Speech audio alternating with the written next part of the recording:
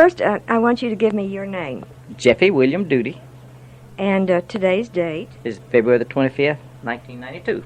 And where are we? Where is this interview taking place?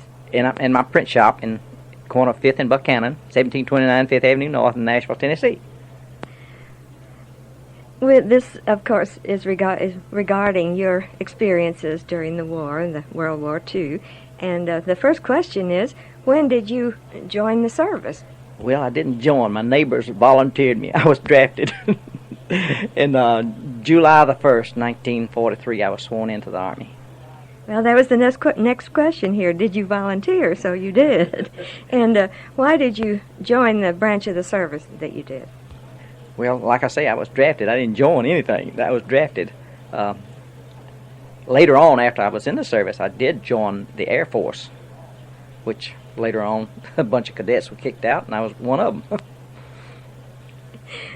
What do you remember most about leaving your home? And when was this? I don't know as we gave the date of when you did go into the service. July the 1st, 1943. I guess one thing that would stand out in my mind more than anything was the train ride to Chattanooga to Fort Oglethorpe.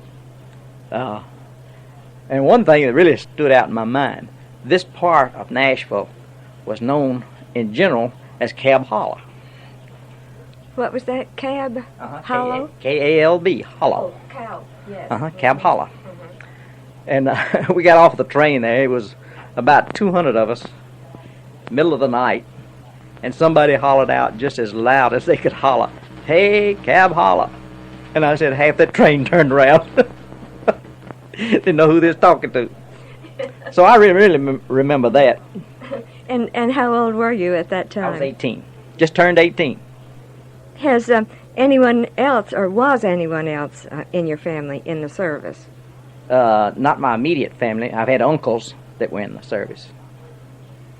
Of course, I happen to be the only child, so of my mother and father, so I was the only one in my family. Would you describe the place where you trained and where you went from there?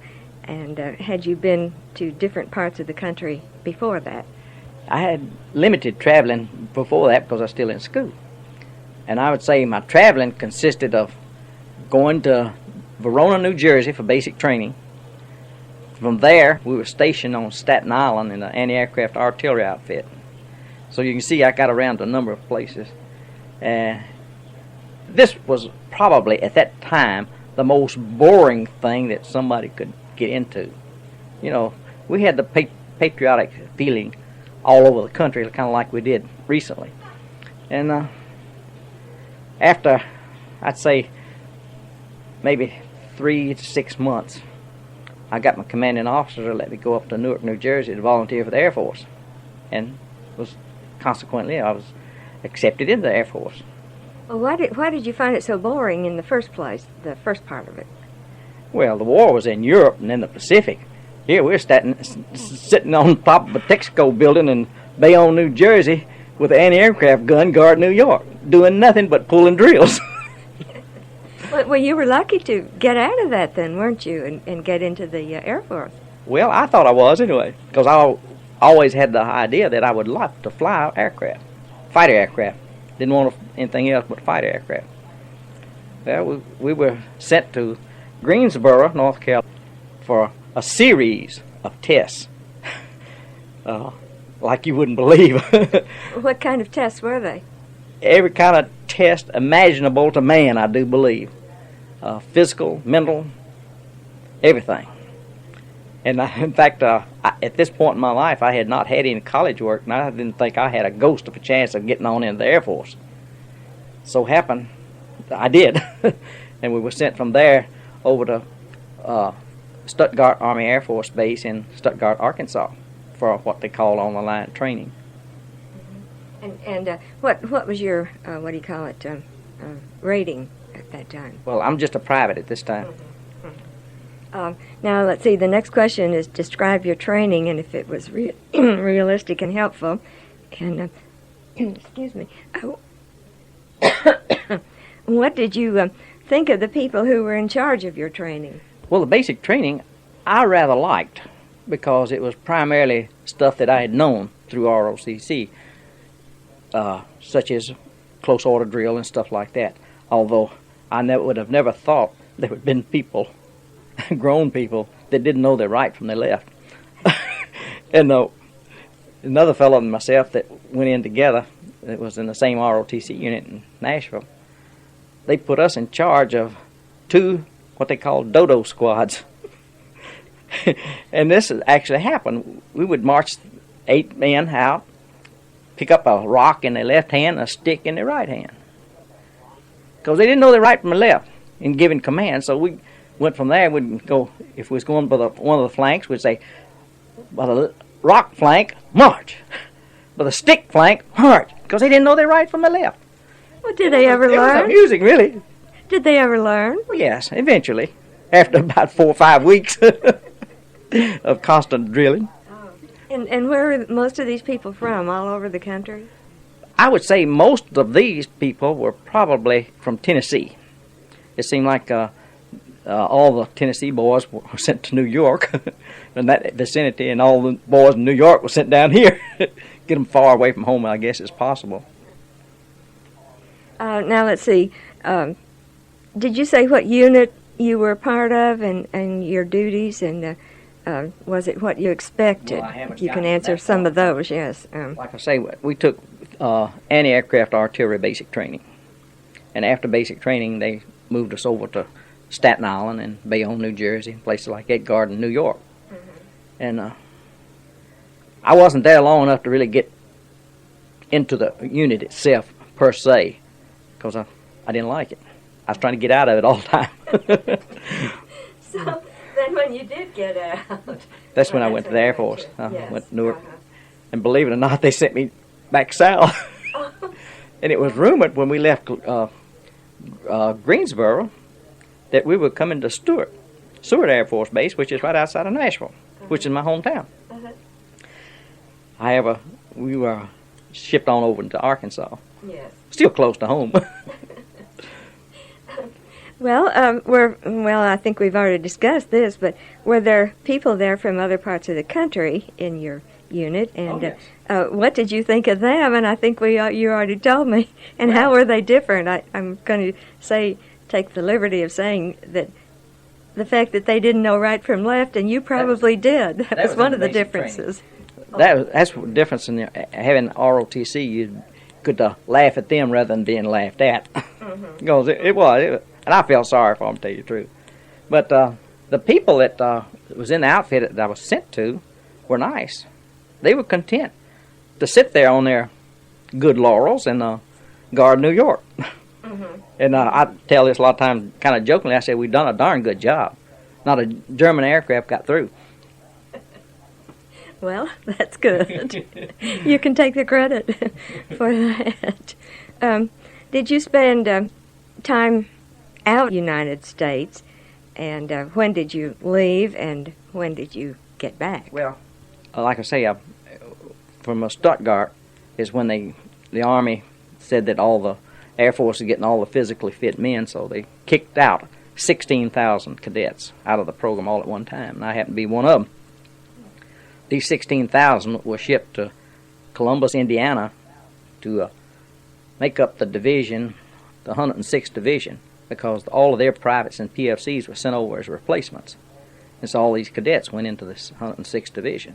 Mm-hmm. And, of course, that's where I stayed until I was discharged.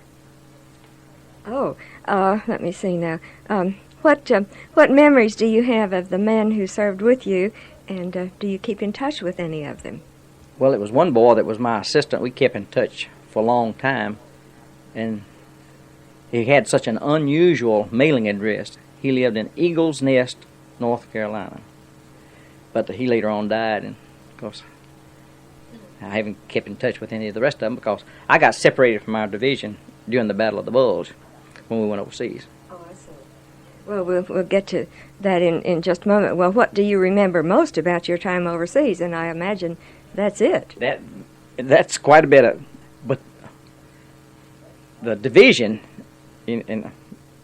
of the 106th Infantry Division, like I say, left from Columbus, Indiana, went to Boston, and from there went overseas, landed in Liverpool. stayed there for some orientation, and then went across the channel to France and up through the Seine River, which, if I had been smart, got me the whole. No, this is fine. If I had been smart, I'd have had a good camera, because going up the Seine River is very historic. You could look up on the side of these cliffs and see these old castles. We must have seen at least 3 or 4 of these old castles, like you'd see in history, and it was just remarkable. And the only thing I've got now is just the view in my mind. I don't have a photograph. If I'd had a camera, I'd have taken a lot of pictures. Would you have been allowed to have a camera under That's those questionable. circumstances? Probably would not have. Everything was censored down to your mail. Oh, yeah. Were you ever under fire? Yes, And ma'am. I want to hear about that. And the next part of that question is, did your unit take any prisoners that you saw, and what did you think of them? Now let's talk about that whole thing. Well, First, if you were under fire. well, first off, let me back up just a minute. We went up the Seine River, almost to Paris, and then went from then by road to the front lines. And of course, in the Army, you know, every hour they stop and give you a 10-minute break when you're not under fire, of course. And one thing I do recall, we had a period of rest there outside of a little town. There was lots of cattle, and I was always able to mimic and sound like a cows. Well, I got to doing this, making this sound just like a cow, bellowing. Lo and behold, here's maybe 200 or 300 heads of cattle down here by the fence, and they're all bellowing. You never heard such a racket. And they really razzed me about that, wanting to know what I was saying to those cows. But What happened? Did they come up to you, or did they just stay over there and make? Yeah, as close as they could. And of course, we was on the road. In about 10 minutes, we had a lot of noise from the cows. That was rather humorous, I thought. It always stood out in my mind. How did you learn to make a noise like a cow? Was that from your early Tennessee life? I've always been able to mark cows, horses, goats, parrots. They just come natural, I guess. Well, let's talk now about the Battle of the Bulge and some of the things that happened there.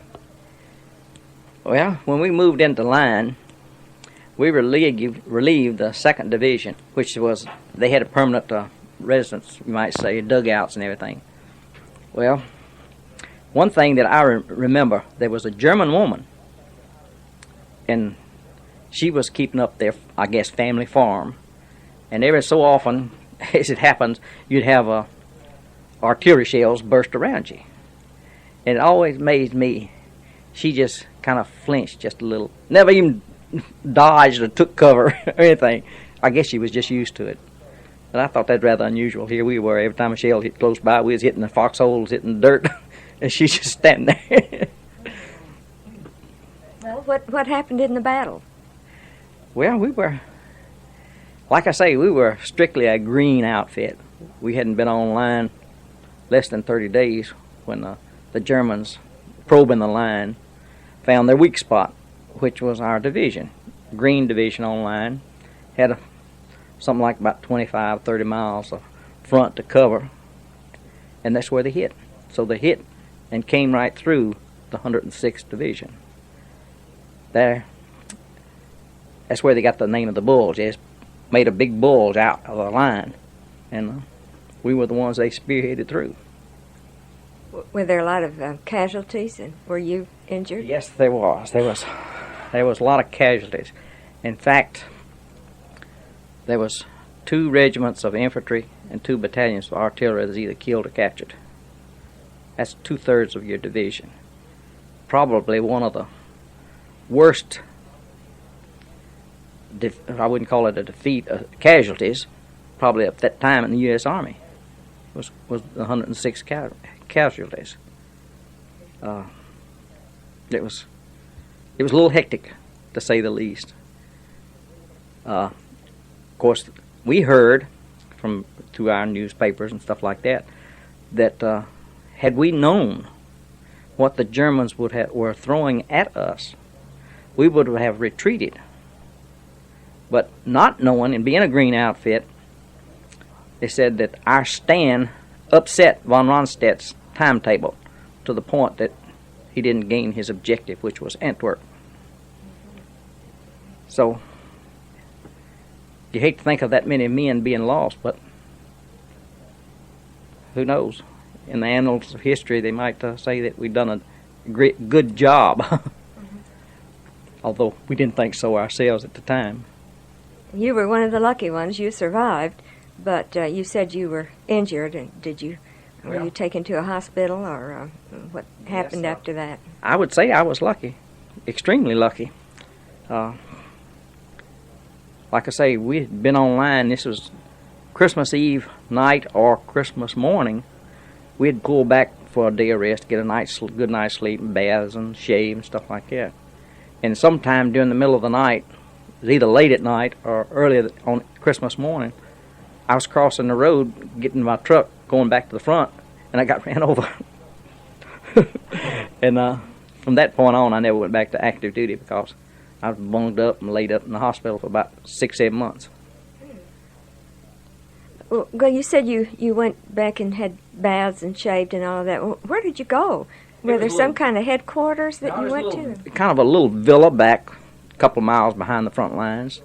And we just take over and get good rest and take baths and shave, everything. Oh. And then where were you in the hospital? I hit every hospital, evacuation hospital, all the way back to the United States. Because in the chain of commands in the Army, you go to the aid station if it's something minor, they patch you up and you go back to your outfit. If you're not able to go back to your outfit, they take you to the next step. And I kept hitting all the steps all the way back to Cherbourg, France. And from there, I flew over to England and stayed in England about 2 months. And then they flew me, come on boat to the United States, where I was eventually discharged at the Welch Convalescent Hospital in Daytona Beach, Florida at the time. Well, you must have been severely injured from being run over go to so many. Mostly, because my left leg especially, it was about 5 months before I ever put a shoe on. Well, what was it that ran over you? An MP running from the Germans. At least they said it was. I don't know it. I was knocked completely out. Was he in a Jeep or truck? In a Jeep. Uh-huh. And he was just trying to get away and didn't see you, apparently. I wouldn't say he was trying to get away. I was always said that under kind of jest a little bit. I accused him of running from the Germans because he's going the opposite direction I was going. Mm-hmm. And we were going towards the Germans. So that's the reason I said that. But of course, he's at night and you don't drive with lights on. And I didn't see him. And of course, evidently he didn't see me. Oh, my. Well, did he see you after it happened? Or did you just... Well, how did you get rescued? Was somebody there along with you? We were back in a area where we were all there. And medics and my officer that was over me drug me into one of the houses where they could get some light and just checking me over, see if I was hurt. Mm-hmm. What about, were some of the others, were any others run over or hurt like you were? One. I will tell you this. Had I not... Well, first off, let me back up. In this little villa, there was a real elderly man. I would say probably at that time he was in his 90s. And for all practical purposes, and mind you, the winter in Belgium that year was extremely bad. This old fella was walking around for all practical purposes. He just had on some spats. The sole of his foot was on the ground. And it's cold. Well, I had an extra pair of combat boots in my duffel bag. I went back to my truck, got these combat boots out, because I never wore them because they hurt my instep. I just wore the regular GI shoe. And I went back across the road to this old fella and handed him these boots so he could have something on his feet. Well, I'm telling you, as I think about it, I can get emotional. The old fella just stood there, tears running down his eyes, down his cheeks.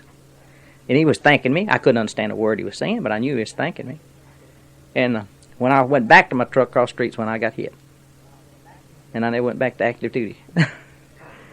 So, who knows what person can say was the guiding hand that took care of him. Both of us. Well, I'm sure that experience just prior to your getting hit when you gave him the boots, that must have been one of the highlights, really, of your war experiences. No, not really. It really wasn't. That was the last of the war as far as I was concerned, because I never went back to active duty. I would say that probably the highlight was when we were set up and firing like we were supposed to, and we eventually started pushing the Germans back. We was under a lot of bombardment. In fact, in this book that I was telling you a moment ago that Paul's got in his library, The Death of a Division, at one point in there, the general is calling, his name was General Perrin, was trying to get a hold of one of the firing officers. Well, I was the farthest point forward. An artillery shell had hit. By the way, let me say this, that I was a switchboard operator in a field artillery outfit. So I was right in the center of the communications. Artillery shell hit close enough to my foxhole that it busted all the lines going forward. And he couldn't talk to anybody further than me to the front line. So me and the general had a talk there one night, one morning it might be. And all during our talking, we were being bombarded. And he says, kind of rough up there, isn't it? I said, yes, sir, it sure is. He said, where does it seem like it's coming from? I said, it's coming straight in at us from down this road, straight in towards us. But the funny thing, I've always had a sense of humor. And when he told me, he says, this is General Perrin talking, I come near his piece telling me this is general duty. I said, I answered the duty roster half the time thinking my name was the first one on the list. I said, if I ever went back in the service, I'm going to change my name officially. I'd go in the courthouse and have my name changed to something other than duty. Did you ever get kidded about that name and all? Oh, yes, all the time. Never missed a thing. With a name like that, you got it all. In fact, prior to my being promoted to corporal, the non-coms did not pull KP per se, or guard duty per se. The week I was promoted to corporal, they changed it. I still pull KP. So it followed me. The word duty follows me.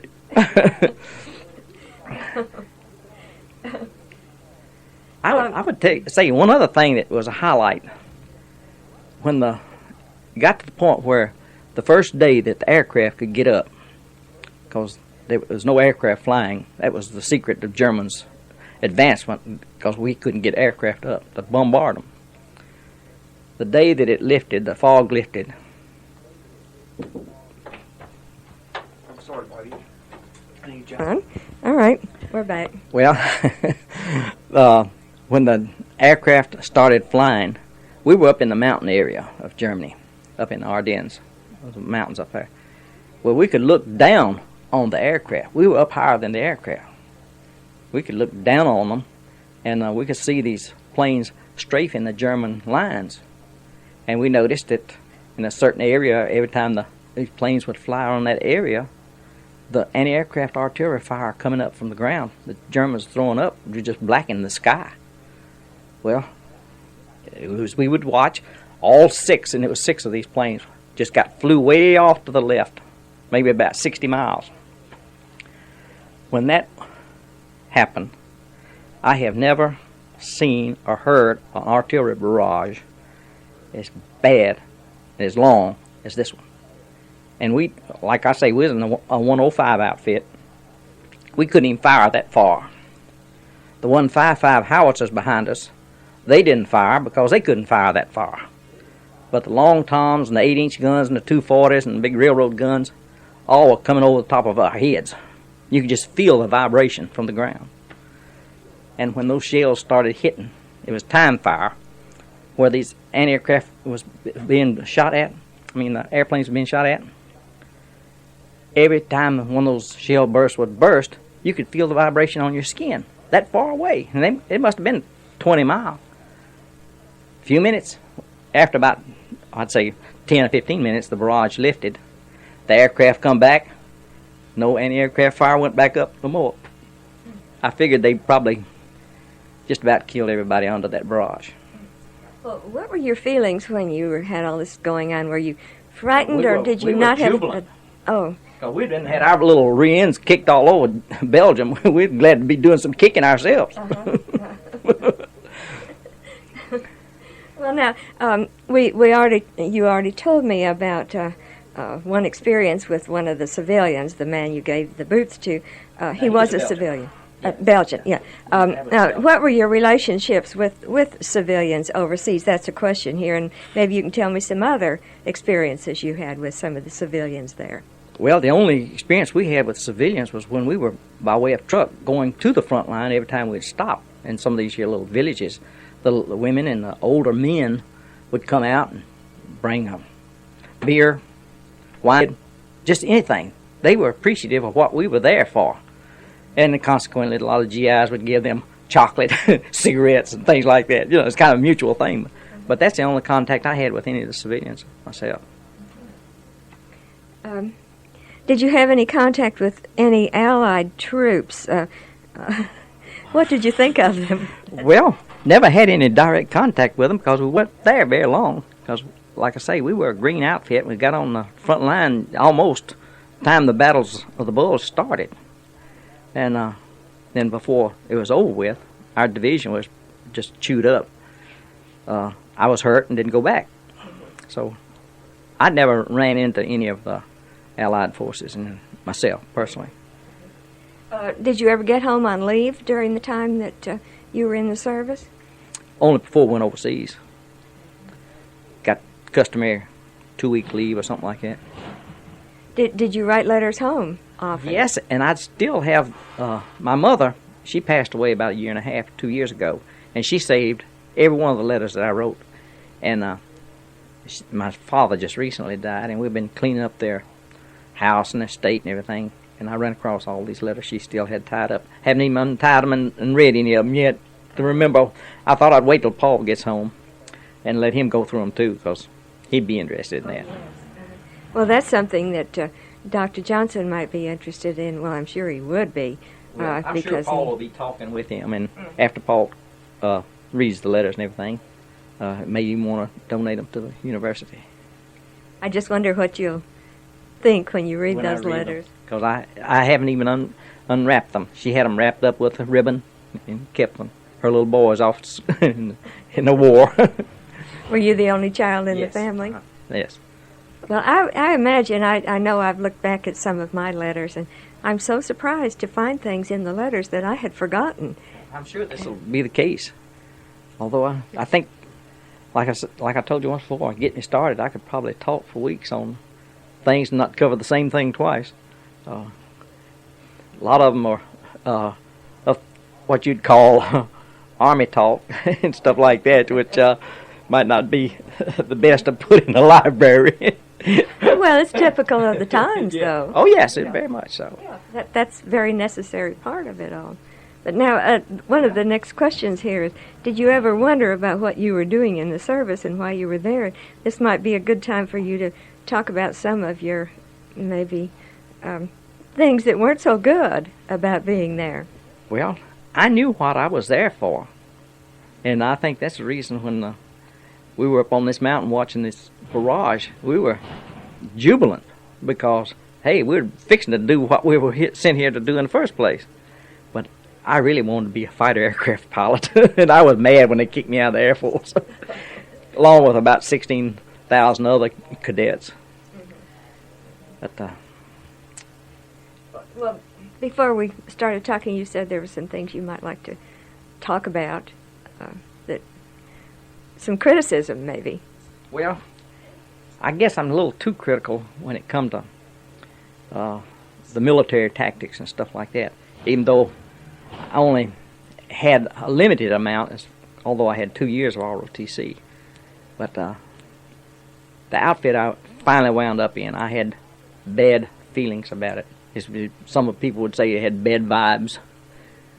I didn't feel comfortable with it. And it proved to be case. Most of our ruling officers I didn't like. They weren't professional soldiers. Well, the two that I'm thinking about primarily both were school teachers, and of course they hadn't been in the service more than 3 or 4 years, and they were still trying to conduct men going to battle like they would a schoolroom situation. And that a lot of times got under my nerves. I'm sure you were not the only one who felt that way. Well, I'm thinking that you're right. That, Did you often discuss that situation with your friends and all? Oh, yes, we discussed it quite frequently. In fact, a lot of times the comment would be made that a certain fellow wouldn't do stuff like this if he was overseas. Here, he was pretty secure, but over there, somebody might shoot him in the back. And I'm sure this happened, that a lot of guys that were mean, you might say, or were made to be mean, someone got on their case for nothing at all, they wouldn't take it. Our battery officer, so it was always told us, was turned down on 2 occasions at the port of embarkation, and he was a holy terror. I mean, nobody liked him. I would hate to go into battle with a bunch of men and everybody hate me like they hated him. And I might say this too, before we were ordered to evacuate our positions up on the line, when the Battle of the Bulge was at its height, this particular commanding officer, I saw him twice. When we moved into these permanent positions, and the night we got the order to move out because the Germans had done surrounded us. We had to go cross country to get out of their trap.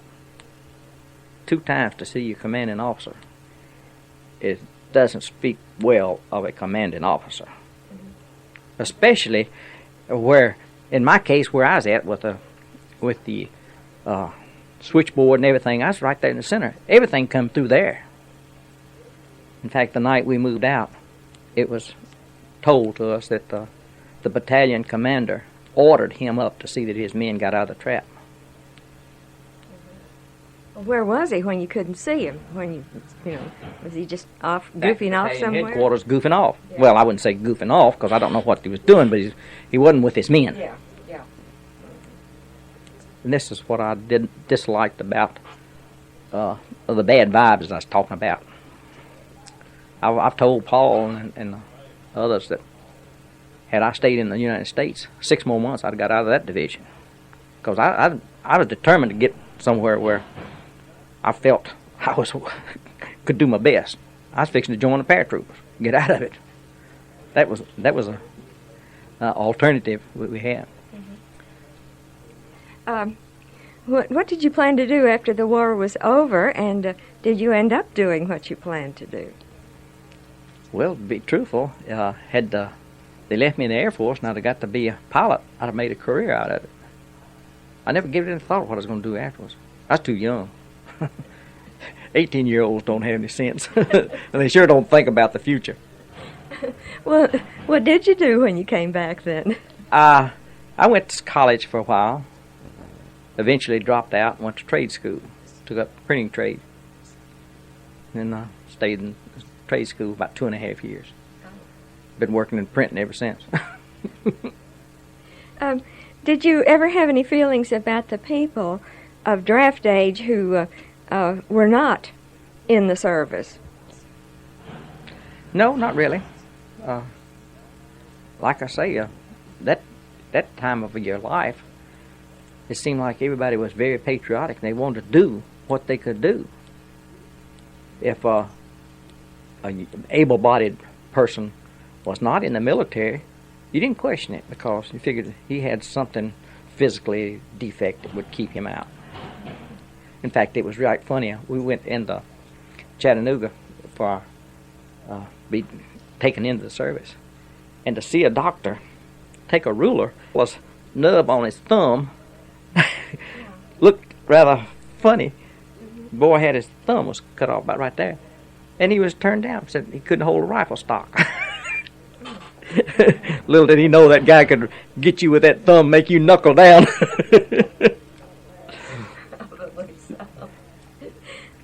Well, how did the war in general affect you, and how did it change you? And do you think it changed the country? Oh, I definitely think it changed the country. The expression, everybody's got wheels, everybody was going from different directions. It no longer were you a close-knit family like you were before. Now that families will be scattered to the four corners of the country. So I think that was probably one of the things. And you yourself, how did it affect you? Did it make any changes in your life? Nothing other than it made me grow up faster. Because, 18 when I went in, and I was only in the service, as I tell Paul, 2 years, 2 months, and 10 days. And out of that 2 years, 2 months, and 10 days, I saw a lot of the country and the world, and a lot of action. Well, what do you remember most about coming home? Seasick. Seasick on the ship? See, I came home on a hospital ship. In fact, we were 21 days going from Liverpool, England, to Charleston, South Carolina. 21 days. Get so sick, you're afraid think you're going to die and afraid you won't. Yeah. Sure.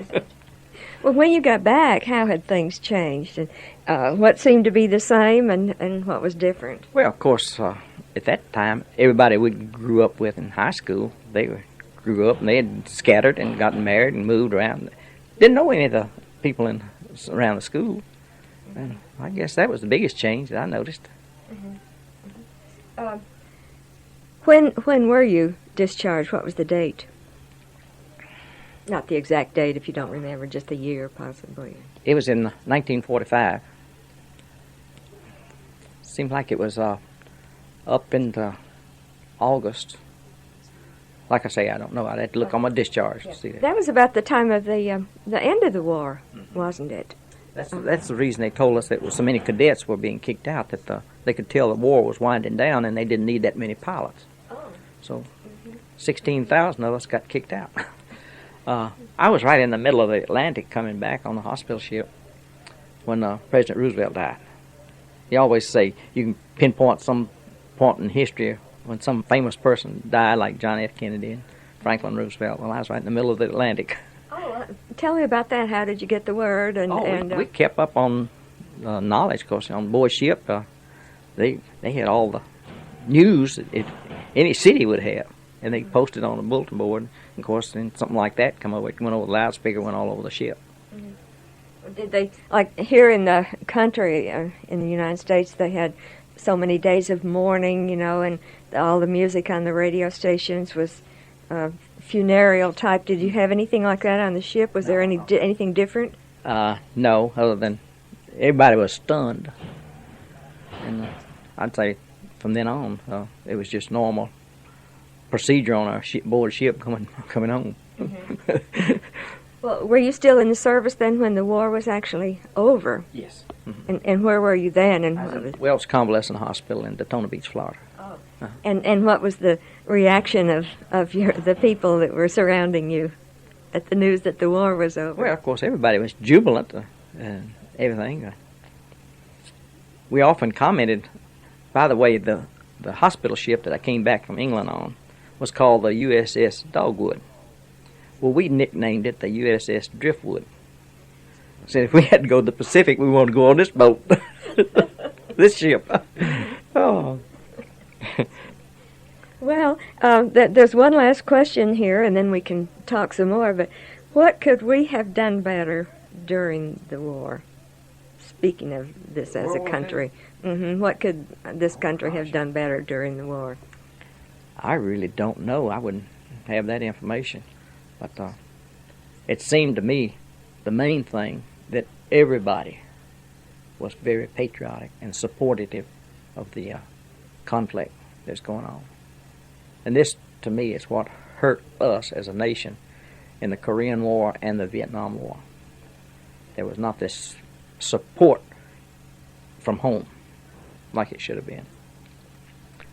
I've always said that I was glad that I did not have to go to the Korean War or the Vietnam War, because I'm afraid that I would have been bitterly opposed to it. Well, I am bitterly opposed to it, but for this reason. I'm just one of these people that I think any time American boys are going into battle to kill and be killed, there should be a declaration of war from Congress. And I think Congress let other powers usurp their power. Well, how do you feel then about your son now? Would you want your son to have some of the same experiences that you had? No. I wouldn't want anybody to go through what we had to go through during World War II. But if the nation was, and the world situation was such that it was either this or become under a totalitarian dictator, you'd have to. I don't think this will ever happen again. The closest thing I think just happened is with this Saddam down in the Gulf War. And I'm afraid we haven't heard the last of that. You just told me that during the time you were in the service you got married. Would you like to give me some of that information? Yes, the leave after I was taken into the service, when I got this first leave, come home, get all my business transactions in order, such as they were. Me and my girlfriend, we ran off to Franklin, Kentucky, and got married. She's still my bride. Mm-hmm. She was someone from Nashville. Oh yeah, here? We went to school together. I flirted with her in school and all like that. And a lot of the people said, "Well, it won't last," and it might be. It might not last another 49 years. But it's been. I think it's 49. We're going on 49 in July. And the two of you kept in touch all the time you were gone, I'm sure. She moved in and lived with my parents, and followed me every time I'd get to a base where she could come. She'd fly there too. Oh. Well, not fly, but ride the bus. Mm-hmm. Like we lived on Staten Island for a few months.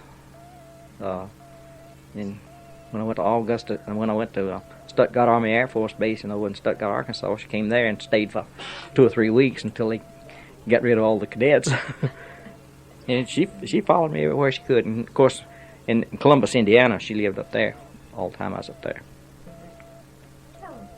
Well, let's turn over to the other side now and get two of your experiences.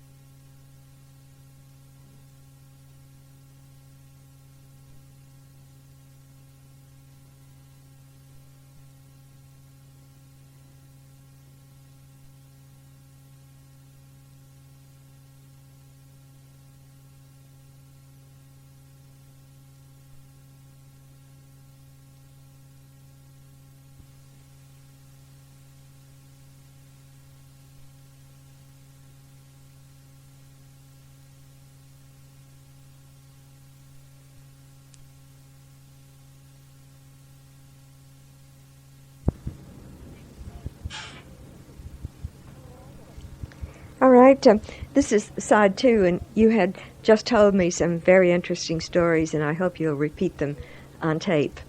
Well, it's about when I was in the hospital. One that you was just commenting on was when I was in the hospital in Cherbourg, France. I was in the ward where a guy had rolled off one of the mountains up in Germany in a tank and was injured in such a way that the doctors told him he would never walk again. And being a crusty old frontline foot dog-faced guy, he would cuss them out. I mean, I don't mean say you don't know what you're talking about. He'd use some strong language and tell them, y'all crazy as, you know what? I've got buddies up there that need me. And every time anybody would go by his bed, he'd stop them, say, wiggle my toes. And somebody'd stop and he'd wiggle those toes for him because he had no feeling in them. He'd just keep wiggling. Well, that person would go on. Next one would come by, he'd say, hey, stop, wiggle my toes for me. This went on for 2 or 3 days. Meantime, the doctors kept telling him he'd never walk again. He's going back to the States. No way. I got buddies up there on the front that need me. I'm going back. Within 2 weeks, that boy had been reissued clothes. He'd gotten up and was moving around and was headed back to his outfit. To me, that's always been one of those things that you say mind over matter. The doctor's saying he wasn't. He's saying, I am. And he did. Did you ever hear any more about him after that? Oh, no. Because I went on back to England because I wasn't able to go back to duty. I think in Cherbourg you were allowed to stay there 3 weeks. If you were not able to go back to duty, you went back to the next hospital. It's kind of like a chain of commands. And I think I hit every hospital from Liège, Belgium, all the way back to Cherbourg. And from Cherbourg we flew to a hospital over in England. So I hit all the hospitals. Got little tales of all the places. Well, you told me another story about where was this? In Paris? Paris? Yes, tell me that one now. This one is, it kind of hurts you to hear it. I was in within 5 blocks of the Eiffel Tower in Paris, in the hospital. And one morning, around 2, somewhere around that in the morning, the boy next to me was moaning and groaning and woke me up. And I looked at him, and if there ever was a guy sweating blood, he was. And I asked him, I said, won't you ring your bell, your buzzer? He said, oh, I don't want to, I'm embarrassed. I said, well, if you don't ring yours, I'm going to ring mine. And the reason this boy was embarrassed, he had been hit by an anti-personnel mine. And some of the shot had just gone right through his privates. And they had a tube all the way up to his bladder. And it got stopped up. Well, when he did, he would begin to hurt. Well, finally, after, I guess it became unbearable, he rang the nurse, and she come flying back there and threw the cover off his bed and started removing this tube going up to his bladder. Told her, says, don't you lay here and suffer like this. Says, I don't think a thing in the world about this. This is my job. And I think one of the reasons he was so embarrassed that she was a real pretty nurse, coal black hair, and just as petite as you ever want a little nurse to be. And he just didn't want to ring his buzzer. She just told him, says, I don't think a thing in the world about this. Says, this is my job. Don't you lay here and suffer. Sure. Oh, and back in Liège, Belgium, in the railroad station, one of the most heroic things I saw was a nurse. The Germans were leveling that town with railroad guns and what have you. And we were in the railroad station. They put up a kind of a first aid station in this railroad station. And the railroad stations there are a lot of glass, big high arches. Well, every time one of these shells would hit anywhere close by in fragments, the glass would break and fall. Well, there was litter cases all over the floor. And this glass falling is cutting these various GIs on these litters that couldn't get up. This one nurse stayed there during all that bombardment and dressed those wounds on those soldiers that was laying there on those stretchers. They couldn't move. To me, that was very heroic. It's a wonder some of the glass didn't hit her. It may have. one of the nurses asked me, could I get to the basement? I couldn't walk. I said, if you get me a pair of crutches, I can. Well, managed to get me a pair of crutches somewhere, and I got about to the second level of that basement anyway. Because that's one thing you learn to do when you're under bombardment like that, you get underground. Now tell me a couple of those experiences with your superior officers that you told me when the tape was not running. Oh, they here in the United States? Mm-hmm. Well, one in particularly involved me on a problem we had out in the field, because we had to stay in the field 2 weeks out of every month doing problems, getting preparatory, going overseas. I was instructed by the sergeant over me to dig a foxhole for myself in a certain place. Well, I did. Must have done a pretty good job, because for some reason the captain wanted to come up and see us, and he couldn't find me. So he went back to the switchboard to get the telephone wire and just walked it down. Come to a little road there, that little farm road. He just yanks the wire completely out of the ground and walks it on down to my foxhole. Well, when he started approaching the foxhole, I saw him and halted him, recognized him, advanced him and recognized him. Got up there, he has me standing at attention and proceeds to literally chew me out, up one side and down the other. For what reason, I don't know, because I was right where the sergeant told me to be. And he got to quizzing me, because I took this here wire across a farm road. Didn't have nothing to go overhead, so I had to go underground. I don't know if I knew the proper way to cross a road with wire. I told him yes and gave him the proper procedure and everything. Why in the hell didn't you do it? I said, sir, if you'll look about an inch or 2 inches above the dirt, going down into the dirt, you're going to run into bedrock. There's bedrock all the way across that road. And I had taken my axe and cut a little wedge about 3/4 of an inch all the way across this road and tied this wire in this little groove. Tied it down. He asked me, he says, how long do you think trucks run up down this farm road before it would cut that wire? And I gave him my honest answer. I said, probably 20 years. That wasn't the answer he wanted. He was perturbed, to say the least. Then he I said, well, how long do you think tanks run up down this road before it cut that wire? I said, our tanks? He says, yes. I said, maybe 5 years. They got rubber cleats. That wasn't the answer he wanted either. And he's really getting on my case real good. And then he up and says, all right, Mr. Smartass, how long you think it'd take a farm tractor with lugs on it to come up here? I said, now, a lug might hit in there on the first pass and cut that wire. But I said, you got to remember, this is the front line right out here, about 35 yards in front of us, the front line. I said, no farmer's going to be so stupid to be up here with a farm tractor. Oh, boy, you've heard it hitting the fan? Man, oh man, oh man. He's mad and I'm mad. We're both almost at one another's throats. Well, after we finished that week and the problems we had to work out, we had the inspection. He comes around to my bunk. He goes over it with a fine-tooth comb. Couldn't find nothing wrong with my bunk or my clothes or anything. No dust, no. They even checked to see if all the pockets are buttoned. You know, strictly GI. He was looking for something to really get on to me about.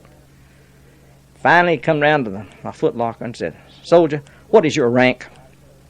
And I told him, private first class. And he says, why don't you have those stripes sewn on those coats and shirts? I said, I had. You will not get your pass until you sew every one of them on. Well, I got busy and I sewed every one of them on there real quick, because we'd been out in the field 2 weeks. My wife was in town. I want to get in town. So I sewed them on, got my pass, Well, Monday morning, I got a call to come to his office. Didn't know what was the matter now. What have I done now? I walked in, reported as ordered, sir, and all this military procedure. And he just sit there and he opened his desk drawer and pulled the drawer out and pulled out some corporal stripes and threw them at me and says, "You're now." So I wore those PFC stripes for one weekend.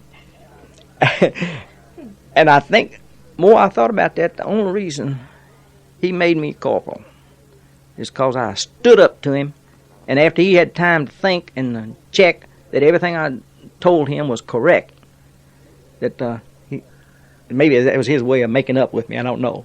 But I was mad and he was mad out there in the field that night, or that morning, whichever the case might be. He was something else. Now, do you want to tell me one more? The story about the young man who's... Joe? Yeah. Joe Bifstick? Yeah. Let's see. Is that the one whose Always got mother, up. about the mother? Yeah. Well, tell me that one, Yeah. too, if you feel like talking some more. You get me started. This is what Paul would always do with me. He'd ask me a question, get me primed, then once I got started, I'd know when to stop. Well, this particular boy, I nicknamed him Joe Bifstick, like the little fellow in Little Abner. He always walked around with a cloud over his head and it was raining on him. This boy was a good boy, but he undoubtedly could mess up more than 10 people. And he wouldn't do it on purpose. He would just naturally mess up some way. Well, Red Cross sent as a commanding officer a telegram that his mother had died. And he wanted a 3-day pass to go home to go to a funeral. Well, this captain, I don't for what reason, belongs only to him, I guess, wouldn't give that boy a 3-day pass. So he didn't do a thing in the world but go over the hill. He went on without leave.